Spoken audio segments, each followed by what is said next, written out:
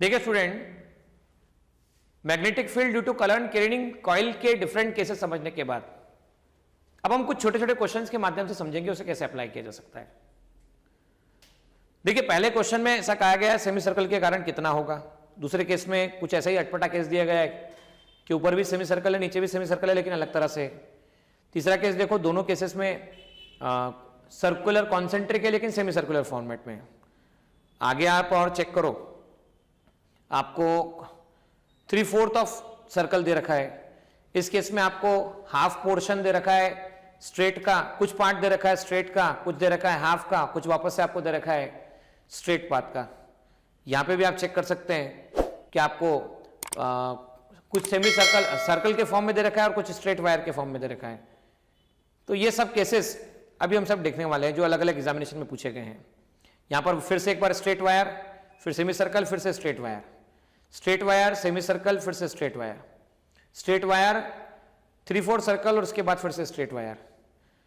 तो ये सब केसेस आइए चलते हैं और बोर्ड की तरफ सीखते हैं कि इन्हें किस तरह से निकाला जाए। देखिए पहला क्वेश्चन आपके पास में आर रेडियस दे रखा है, करंट इस तरह से फ्लो हो रहा है, सेमी सर्कल का केस। मैंने बताया था सर्कुलर आर्क के कारण क्या होता है, μ0I upon 4πr into theta होता है। अब सेंटर पे कितना एंगल बन रहा है, तो सेंटर पे theta equal to pi angle बन रहा है। तो बी पाई को कितना लिखा जा सकता है, तो लिखा जा सकता है μ0I upon 4πr into pi. पाई से पाई कैंसिल हो जाता है तो बी पाई की वैल्यू आपके पास निकल कर आती है μ0I अपॉन 4πr। और करंट फ्लो हो रहा है क्लॉकवाइज, क्लॉकवाइज करंट के लिए आप क्या लेते हैं तो माइनस के कैप, ऐसा लिखा जा सकता है। देखो इसके कारण कैसा, मान लो अपर सेगमेंट है, इसके कारण मैं करंट इसके कारण मान लेता हूं B1, तो इसके कारण हो रहा है एंटी क्लॉकवाइज, ये क्लॉकवाइज, क्लॉकवाइज मतलब माइनस के कैप।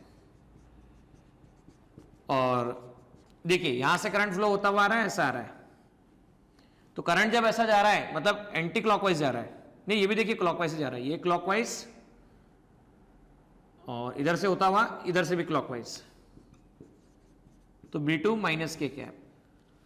अब नोटिस ये करना, सेंटर पे निकालना है और करंट इस जगह से देखा जाए, सेगमेंट देखना A, सेगमेंट B, C, आपके पास में D, तो बेहतर होगा मैं इसको इस तरह से और लिखूं डिस्क्राइब करके, magnetic field due to AB minus k cap.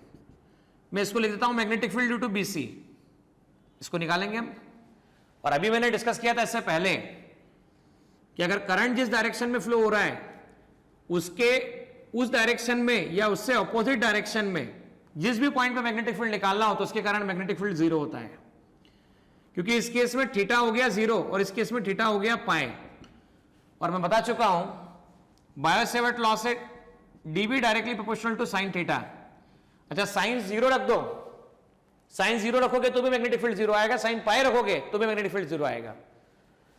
तो BC के कारण तो मैग्नेटिक फील्ड 0 हो जाने वाला है, फिर भी लिख देते हैं। BC के बाद देखो कौन से पोर्शन के कारण, magnetic field due to C2D। अब जब C2D के कारण देखो कैसा होगा, C2D के कारण वापस से कैसा होगा, तो माइनस के कैप। और D2A के बारे में बात करें तो ये रहा पॉइंट P और ये डायरेक्शन इस तरफ, तो आपके पास में आ जाता है आपके पास में D2A, तो ये हो गया 0, ये हो गया 0। नेट मैग्नेटिक फील्ड लिखा जाए, सेमी सर्कल के कारण अभी निकाला μ0I, सेमी सर्कल के कारण 4r होता है, तो μ0I अपॉन 4, ऊपर वाले का R1 with minus k cap, दूसरे वाले का μ0I upon 4 R2 minus k cap, तो दोनों को ऐड करने पर आंसर निकाला जा सकता है। ठीक है ना। अब थर्ड केस देख लो आप, थर्ड केस कैसा बताया जा रहा है। In third case it is given, देखिए कैसे, ये वाला करंट यहां से फ्लो होता हुआ I बताया गया, यहां से करंट इधर गया, यहां से करंट इस तरफ गया, यहां से करंट इस तरफ गया। ठीक है ना। तो मैं कह देता हूं A, B, C, यहां से तक D और यहां से तक है वापस से। तो नेट मैग्नेटिक फील्ड लिखने का तरीका देख लो, तो नेट मैग्नेटिक फील्ड लिखने का तरीका होगा magnetic field due to AB, ठीक है ना, और magnetic field vector quantity BC, magnetic field due to CD और magnetic field due to DA, ऐसा लिखा जा सकता है। तो A से B की हम बात करें ए से बी मतलब क्लॉकवाइज कि एंटी क्लॉकवाइज? तो देखो ध्यान से, ये क्लॉकवाइज है, ए से बी मतलब अंदर की तरफ, तो मैं कह सकता हूं B A B minus k cap. अब देखो ध्यान से, मुझे निकालना इस पॉइंट पर है, ये रहा पॉइंट, और करंट बी से सी में इस तरफ जा रहा है। एक ये तरीका देखो, निकालना इस पॉइंट पर है और करंट देखो यहां से ए से डी में इस तरफ आ रहा है। तो मैंने कहा है करंट की डायरेक्शन में कोई पॉइंट हो या करंट से अपोजिट डायरेक्शन में कोई पॉइंट हो, मैग्नेटिक फील्ड हमेशा दोनों के कारण कैसा होता है? तो दोनों के कारण जीरो होता है। ये जीरो, C2D चेक करते हैं, C2D। C2D करंट आ रहा है इस तरफ, मतलब करंट आ रहा है बाहर की तरफ, बाहर मतलब outward.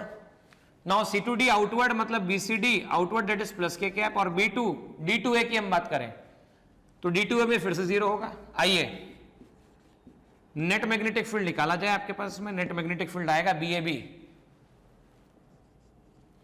Mu naught I upon 4R1 minus k cap, और वापस से mu naught I upon 4R2 plus के कैप। तो नेट मैग्नेटिक फील्ड आ जाता है आपके पास में म्यू नॉट I बाहर निकल गया, 4 बाहर निकल गया, 1 upon R2 minus 1 upon R1 into k cap. इसे ऐसा लिखा जा सकता है। So this can be written Bn equal to mu naught I upon 4 1 upon R2 minus 1 upon R1 into k cap. तो ये नेट मैग्नेटिक फील्ड की values निकाली जा सकती है। देखिए इससे अगला एक क्वेश्चन और हम डिस्कस करते हैं। देखो क्या कहा गया है, यहां पे सेंटर पे बनने वाला एंगल थीटा 270 डिग्री है। 270 डिग्री को आप लिख सकते हैं 180 प्लस 90, और 180 प्लस 90 को लिख सकते हैं आप पाई प्लस पाई बाई 2, और पाई प्लस पाई बाई 2 को आप लिख सकते हैं 3 पाई बाई 2। तो बी थीटा की वैल्यू आप अच्छे से जानते हैं, ये होता है mu naught I upon 4 pi R into theta.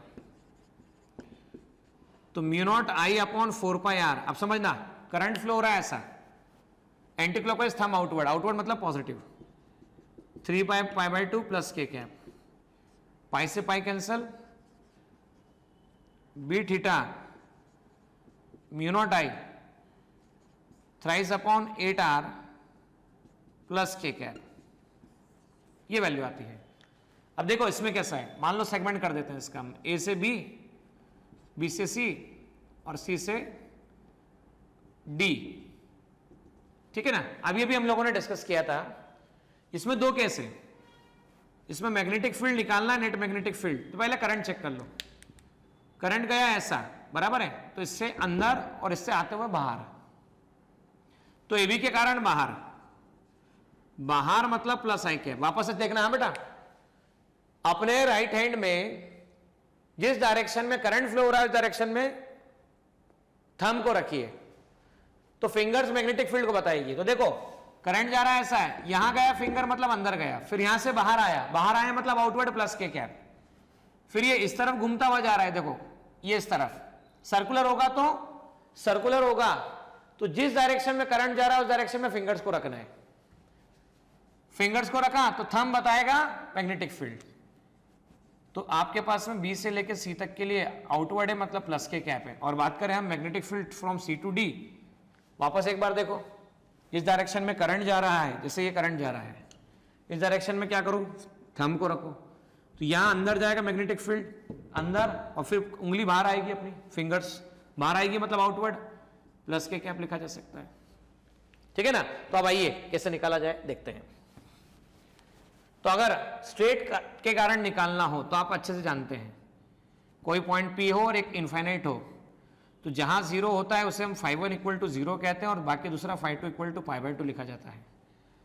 तो मैग्नेटिक फील्ड का फॉर्मूला होता है mu naught I upon 4 pi R sine φ1 plus sine φ2। और अगर आप में से किसी बच्चे ने वीडियो नहीं देखा हो कि स्ट्रेट करंट की रिंग कंडक्टर के कारण कैसे निकाला जाता है, तो वो वीडियो जरूर जाके देखिए। टॉपिक की हेडिंग है different cases of magnetic field due to straight current carrying conductor.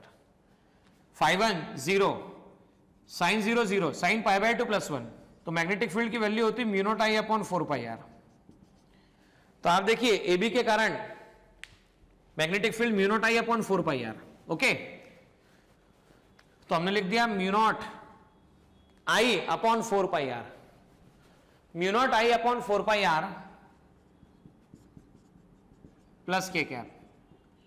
अभी बताया सेमी सर्कल के कारण कितना आता है, तो सेमी सर्कल के कारण आता है mu naught I 4 pi R into theta मतलब पाई प्लस के कैप, वापस से mu naught I 4 pi R plus के कैप, हर जगह से पाई से पाई कैंसिल हुआ, या म्यू नॉट पाई रहने दीजिए, कोई दिक्कत वाली बात नहीं, mu naught upon 4 pi into I upon R common निकाल लीजिए तो बचेगा 1 प्लस ये बचने वाला है पाई प्लस 1 और बाद के, so mu naught I upon 4 pi R और 2 प्लस पाई। कई किताबों में से के से बताया जाता है और कई किताबों में से क्रॉस से बताया जाता है, डॉट से बताया जाता है, डॉट से मतलब के का मतलब होता है डॉट और माइनस के का मतलब होता है क्रॉस, दोनों तरह से बताया जा सकता है, ठीक है ना। तो इस तरह से हम बात कर सकते हैं।